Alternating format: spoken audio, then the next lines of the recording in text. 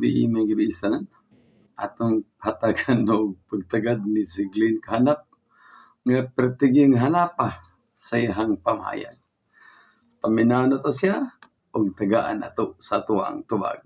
Gusto ka mahimong safety, mao ni ang una nimong tunan. Kinahanglan nga yung tuo nga ang English sa Sabado sa Torte. Ikaduha, gikinahanglan nga ang gusto di gina siya angay kaunon sa mga balaan nga sa Sabadista kay wa man English. Ikatulo, ang manok na linya sa mananap nga walay tutoy. Wala niya nga aron gusto ka ma safety. Wala imong praktisan. No? Bilang. Okay, makalingaw gi kayo ha.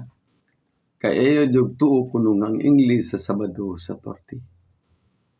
Ang imo kong nabutang sa among utok nga ang Sabat sa Torte, di ginamaudong. Ang Sabat, pahulay na, rest, di na sa Torte kung Sabado.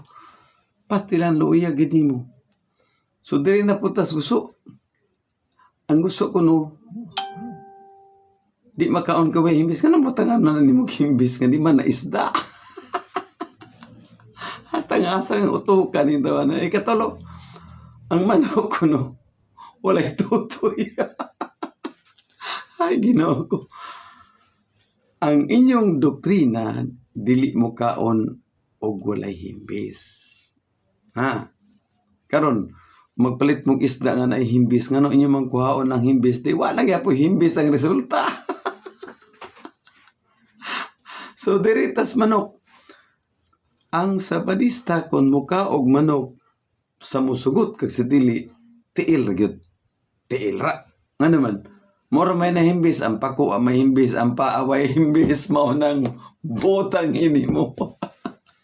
So, dagan salamat og may gabi sa tanan, way sugod sa baos, way tinudanay.